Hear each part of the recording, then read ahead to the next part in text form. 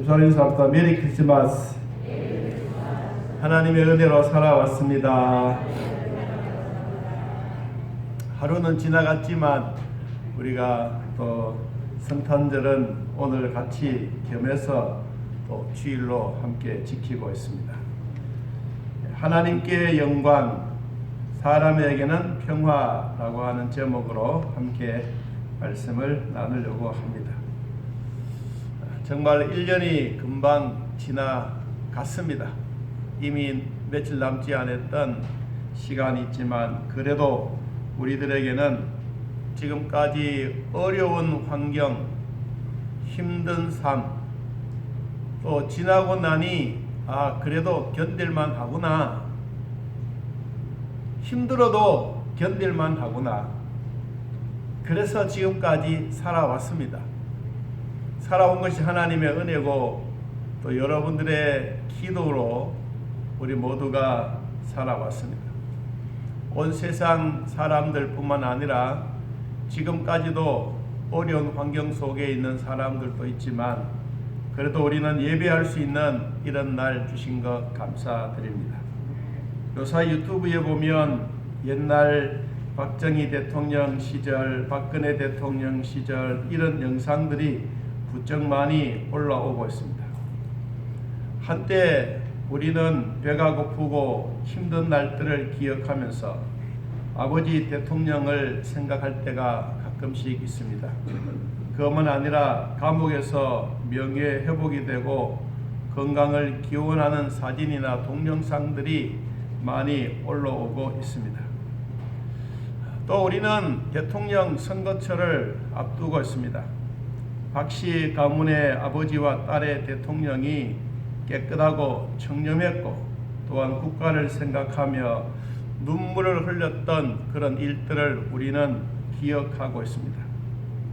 독일의 우리 젊은이들, 청년들 탄광에 가서 시커먼 석탄 가루를 먹어가면서 나라를 위해서 힘들었던 그 시절, 그리고 간호사들이 독일 국민들의 환자들을 진심으로 돌봐주면서 여러 가지 나라가 어려울 때 이들은 국가 선의를 했습니다. 그리고 대통령이 독일을 한번 방문했을 때 탄광촌 앞에 참 새카만 사람들이 모였습니다. 흑인도 아니고 한국인들이 모두가 석탄 가루를 뒤집어 쓰고 그래도 멀끔하게 씻고 나왔지만 이미 그들이 묻혀져 있는 이 석탄 가루를 흑인처럼 되어왔습니다. 박정희 대통령은 그때 그 사진과 동영상을 보니 눈물을 안 흘릴 수가 없습니다. 자기의 백성이 먼 곳까지 와서 그것도 지상에서 아니 땅 속에서 석탄가루를 먹고 마시면서 정말 나라를 위해서 살아가는 이 백성들 보니 참 억장이 무너졌습니다.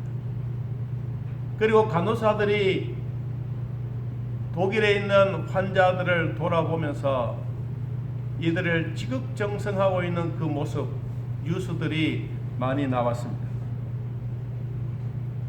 이런 사건들이 오늘날 우리들에게 다시 한번 생각해 볼 수 있는 기회가 된 것입니다.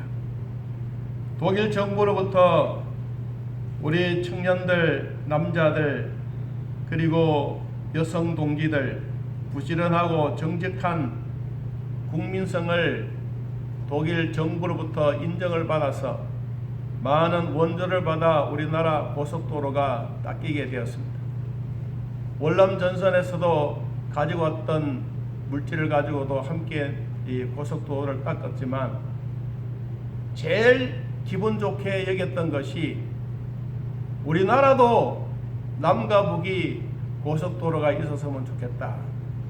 그는 대통령으로서 독일 고속도로를 달리면서 몇 번이나 내려서 이렇게 좋은 고속도로 우리 대한민국에도 있었으면 좋겠다.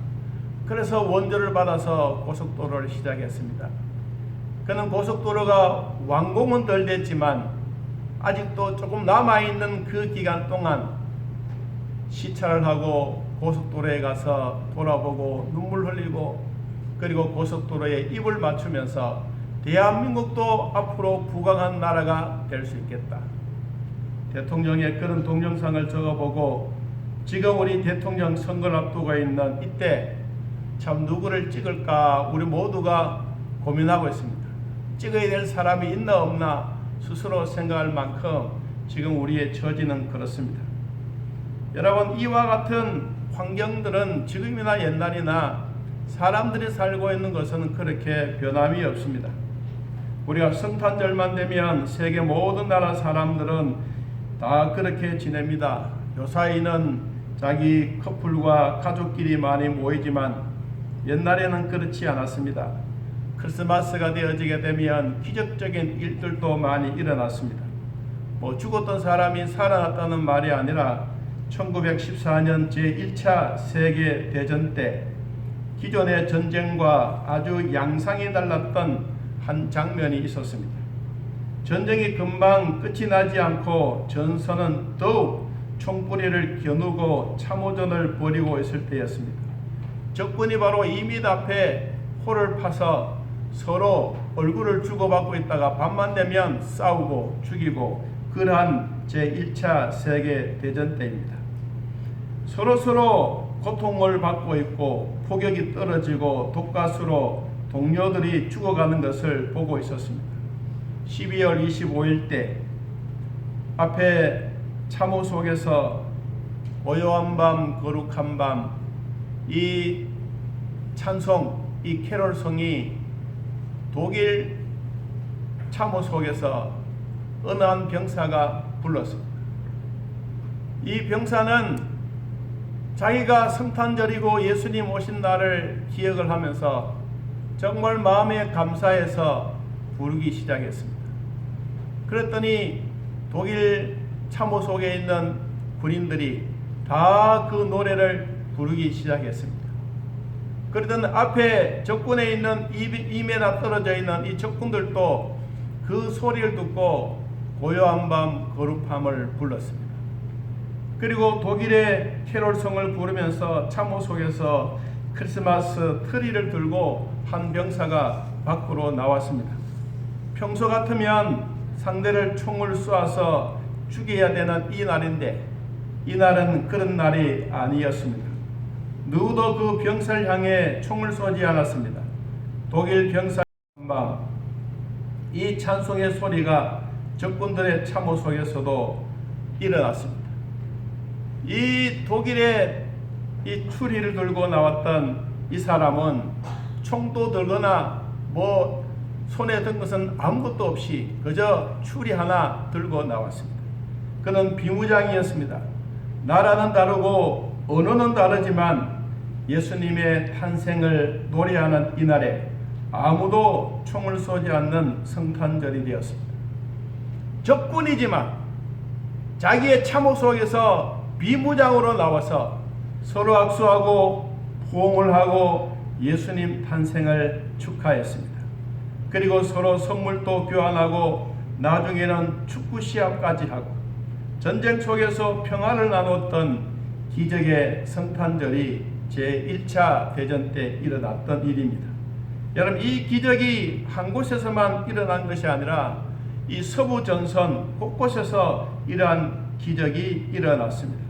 지금은 세계 도처에서는 전쟁이 일어나고 평화를 원하고 있지만 인간의 욕심과 권세 앞에 수많은 병사들은 죽어가고 고아와 과부들은 늘어나는 전쟁은 지금도 일어나고 있습니다.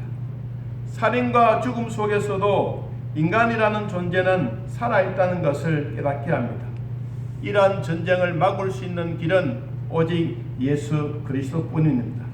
이러한 전쟁 속에서도 평화를 부르짖고 있는 세계 사람들은 캐롤송을 부르고 장식을 하고 선물을 교환하고 아름다운 추억거리를 만들어가고 있습니다.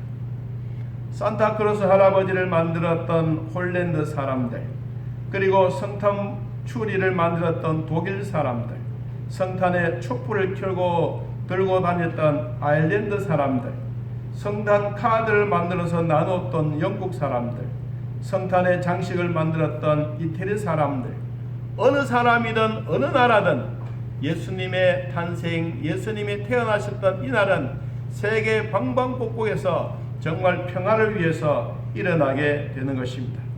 여러분, 우리의 찬송가 성탄의 노래도 마찬가지입니다. 오 작은 마을 베들레헴이라고 하는 찬송가는 1868년 미국에서 일어났습니다.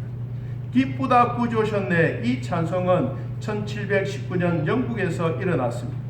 그 맑고 환한 밤중에라고 하는 노래는 바로 이 시어스라라고 하는 목사님이 만들었습니다.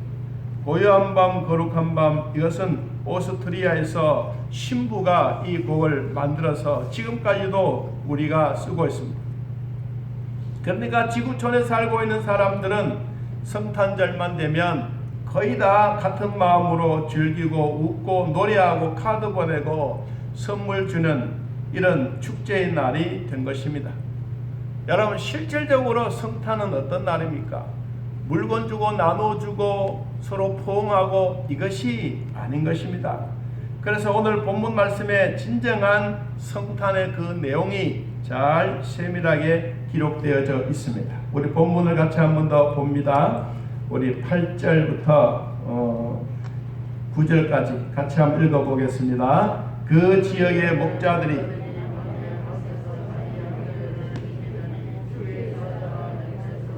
주의 영광이 그들을 두루 비추며 크게 무서워하는지라. 목자들에게 주의 천사가 나타났습니다. 그러게 주의 영광이 두루 비쳤습니다. 비쳤다고 하는 것은 깜깜한 밤에 우리가 자동차의 헤드라이트를 켜지면 이렇게 비춰지듯이 하나님이 천사를 통하여 이 빛을 비춰주었습니다. 목자들이 그 빛을 보고 깜짝 놀랐습니다. 무서워했습니다. 두려워했습니다. 그래서 성경 말씀 보니까 천사가 말합니다. 두루 비춤에 크게 무서워하는지라. 10절에 무서워하지 말아라. 보라, 내가 온 백성에게 미칠 큰 기쁨의 좋은 소식을 너희에게 전하기 때문에 내가 온 것이다. 너희들이 두려워하고 너희들이 무서워할 것이 아니라 내가 주의 천사가 온 것은 이 다윗의 동네에 너희를 위하여 예수 그리스도 구주가 나셨다는 소식을 전하기 위해서 왔다. 여러분, 이 얘기는 어마어마한 얘기입니다. 인류의 평화로 주로 오셨던 그 모든 수많은 사람들이 무기를 재활용해서 농기구를 만들기 위한 이런 작전이 아니라 정말로 진정한 인류의 평화로 오셨던 예수 그리스도가 어디에서 다윗의 동네에 너희를 위하여 구주가 나셨는데 그분이 바로 그리스도 주시다. 여러분, 오늘날 우리들도 그리스도 주님을 위해서 이날까지 여러분들이 살아오셨습니다. 왜냐하면 그분이 나를 위하여 나의 죄를 용서해 주셨기 때문입니다. 수많은 사람들, 수많은 우리 형제 자매들, 우리의 부모님들 아무리 우리에게 무엇을 해준다 할지라도 우리의 죄를 용서해 주실 분은 우리의 부모님이 아닙니다. 여러분도 아닙니다. 진짜 우리의 죄를 용서해 주셨던 바로 그분은 예수 그리스도십니다. 여러분, 그분이 지금 우리에게 오셔서 우리의 죄를 용서해 주시고 지금 또 날마다 하나님의 사람으로 만들어 가고 있는 이것입니다. 그러면 인류가 있는 이 동안에 예수 그리스도가 이 땅에 오심으로써 우리에게 어떤 복이 있었는지 성경에 나온 말씀을 간단하게 생각하겠습니다. 첫째, 예수님이 이 땅에 오셨던 것은 우리 인간에게 구원을 주시기 위해서 오셨다는 사실입니다. 마태복음 1장 21절에 아들을 낳으리니 이름을 예수라 하라. 이는 그가 자기 백성을 그들의 죄에서 구원할 자이심이니라. 우리의 조상 아담과 하와는 하나님의 말씀에 불순종하고 선악과를 따먹었기 때문에 에덴 동산에서 쫓겨났습니다. 그 후에 인간은 죄악의 포로가 되어 지금까지도 고민하고 살아갑니다. 아담이 죄했던 이런 죄가 예수 그리스도가 오심으로 십자가에 죽으심으로 이 모든 것을 해방시켜 주셨습니다. 우리는 예수 그리스도를 믿고 예수님의 보혈이 내 속에 들어와 임재되었다는 사실, 성령이 내 안에 내주되었다는 이 사실 믿어지고 함께하는 자들에게는 내가 죄를 지었습니다, 주여 용서해 주십시오, 이 기도만 하더라도 주님은 너무 기뻐하십니다. 그리고 자기의 모든 피를 덮어서 우리의 죄를 깨끗하게 씻어 주신 것입니다. 요한복음 3장 17절 말씀처럼 하나님이 그 아들을 세상에 보내신 것은 세상을 심판하려 하심이 아니로 그로 말미암아 세상을 구원받게 하려 하심이라고 말씀했습니다. 예수님은 심판하시기 위해서 이 땅에 오신 것이 아니라 세상에 살고 있는 죄인들을, 사람들을 구원하시기 위해서 이 땅에 오신 겁니다. 멸망으로부터 구원하시며 죄악으로부터 우리를 구원하시기 위해서 주님이 이 땅에 오신 것입니다. 그러므로 우리 모두는 구원받은 백성이므로 오늘 또 감사하며 살아가고 있습니다. 두 번째, 예수님이 이 땅에 오셨던 것은 온 인류에게 임마누엘의 축복을 주시기 위해서입니다. 마태복음 1장 23절에 보라, 처녀가 잉태하여 아들을 낳을 것이요 그 이름을 임마누엘이라 하리라 하셨으니 이를 번역한즉 하나님이 우리와 함께 계시다 함이니라. 성자 예수님이 인간의 몸을 입고 이 땅에 오셨습니다. 우리는 이 사실을 믿기가 참 어렵습니다. 아직도 교회는 다니지만 이 진리의 말씀에 대해서 믿어지지 못하신 분들이 많습니다. 어떨 때는 무조건 믿으라고 말합니다. 여러분, 믿으라고 한다고 믿어지는 것이 아닙니다. 먼저 내가 죄인이란 사실을 하나님 앞에 고백을 하고 내 죄를 용서해 주십시오, 내가 예수님을 내 마음의 주인으로 모십니다 라고 고백을 하면 내 안에 죄악들은 서서히 도망갑니다. 그리고 내 안에 하나님이 들어와 계십니다. 그리고 여러분 안에 성령님이 계시는 것처럼 이제부터는 내 몸이 내 목뚱아리가 아니라 지금부터는 하나님의 성전이 된 것입니다. 여러분들이 하나님의 성전이 되셨기 때문에 하나님의 교회에 나오셔 앉아 계셔도 지루하지 않습니다. 하나님의 성전이 되지 못하신 분들은 하나님의 교회에 오면 불안합니다. 교회에 처음으로 오신 분들에게 물어봅니다. 교회 오시니까 어떻습니까? 라고 질문을 하면 교회 오니까 정말로 우리 안방처럼 평안합니다. 여러분, 마음의 평안함이 무엇입니까? 그분은 처음으로 교회에 오셨지만 그러나 그 마음에 성령님이 이런 속삭임이 있습니다. 너는 나의 자녀다. 너는 나의 가족이 되었다. 제가 그분을 위해서 이야기하면 그분이 고개를 끄덕이면서 그러면 내 안에도 하나님이 들어와 계십니까? 묻습니다. 그럼요. 당신의 마음에도 하나님이 들어와 계십니다. 이때부터 시작해서 그분의 얼굴이 환하게 달라집니다. 그럼 그 다음 주부터 오는 발걸음도 달라지고 얼굴의 색깔도 달라지고 그리고 주변에 있는 사람들의 대화하는 장면도 달라지는 것입니다. 여러분, 우리가 이 땅에 살아가면서 임마누엘의 하나님이 지금 또 우리와 함께 계신다는 증거입니다. 내 안에도 있고 여러분 안에도 하나님은 임마누엘의 하나님이 계십니다.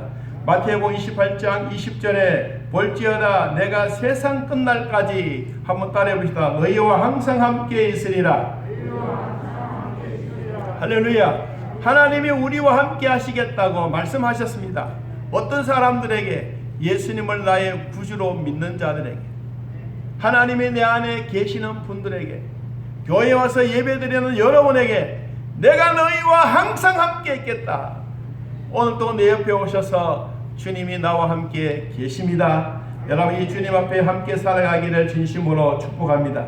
세 번째, 예수님이 이 땅에 오심으로써 우리에게 주셨던 축복은 바로 평화에 주시는 복입니다.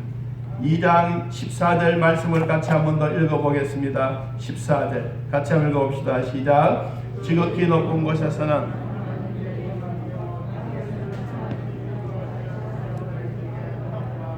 땅에서는 평화인데 어떤 평화냐? 하나님이 기뻐하시는 동물 중에 아니고 하나님이 기뻐하시는 사람들 중에 평화로다. 여러분, 이 평화는 예수 그리스도가 주셨던 평안은 내 안에도 여러분 안에도 계십니다. 우리가 언제 이 평안이 진짜 이루어지느냐? 나는 하나님 나 감기 걸렸습니다. 하나님 내 몸이 아픕니다. 내가 이런 일을 해야 합니다. 내가 하나님 앞에 한번 간절하게 기도하고 나면 하나님이 오냐 너희 몸이 어디가 아프냐 하나님이 팔이 막 쑤십니다. 어깨가 아픕니다. 뼈가 아픕니다. 그래 조금만 기다려. 주님이 말씀하시면서 내가 너의 기도를 들었어. 그러면서 하나님이 성령을 통하여 우리에게 무엇을 주십니까? 마음의 평안을 주십니다. 그러면 여러분이 기도했던 거 즐겁습니다. 행복합니다. 하나님 오늘 나에게 응답해 주셨으니 내일 또 기도할게요. 아이고 아니요 내일이 아니요 금방 또 기도할게요. 여러분 우리의 마음은 이와 같이 자꾸 기도하고 싶어집니다. 하나님이 주셨던 평안이 하나님이 주셨던 세상에 주어진 이런 평화가 우리 모두에게 임하기를 축복합니다. 이사야서 9장 6절 말씀해 보니까 이는 한 아기가 우리에게 낳고 한 아들을 우리에게 주신 바 되었는데 그의 어깨에는 정사가 매였고 그의 이름은 기묘자라 모사라 전능하신 하나님이라 영존하시는 아버지라 평강의 왕이라 할 것입니다. 예수님이 이 땅에 오심으로써 우리에게 평화를 주셨습니다. 죄로 인하여 하나님과 원수되었던 우리에게 하나님과 화해가 되어지고 예수님이 성육신 육신의 몸을 입고 이 땅에 오셨던 이날이 진짜 성탄절입니다. 여러분 선물을 나눠주고 카드를 나눠주고 마음을 나눠주는 이것도 중요하지만 진짜 그 마음속에 우선순위가 뭐냐? 예수님이 이 땅에 오셨음을 마음에 믿는 이것이 성탄절의 첫째요.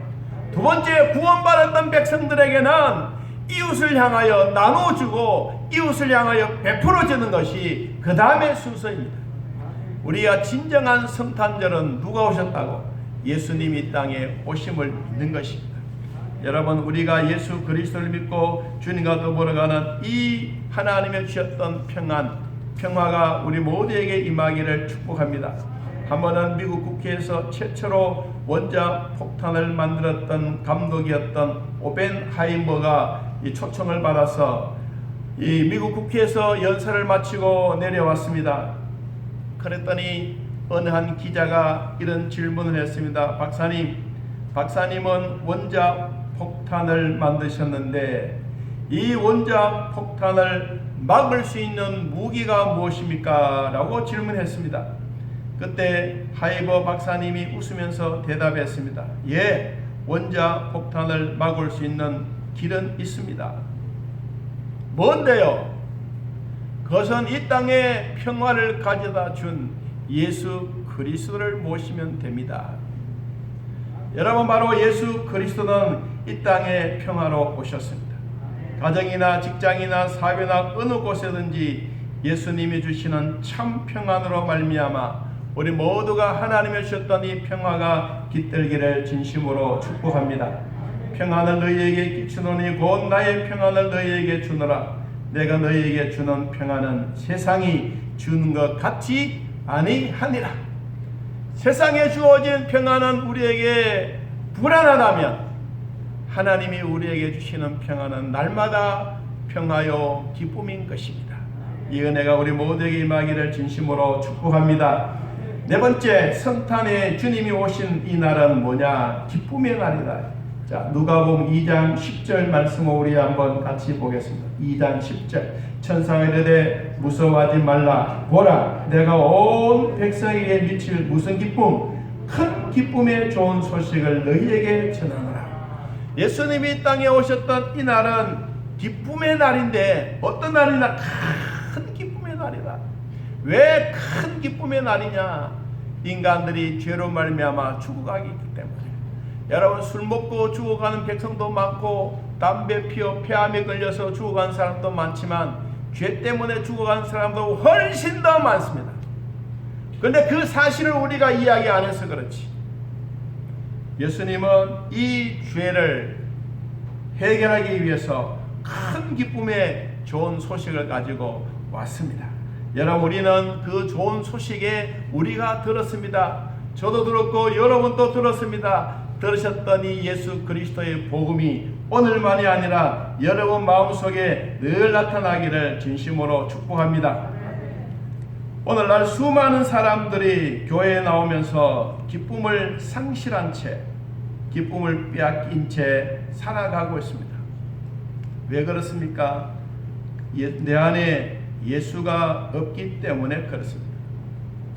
여러분, 교회에 오셔서도 마음에 불안하다면 진짜 내 안에 예수님이 계시는지, 아니면 내가 예수님을 진짜 영접하셨는지 한 번 더 기억해 보시기를 바랍니다.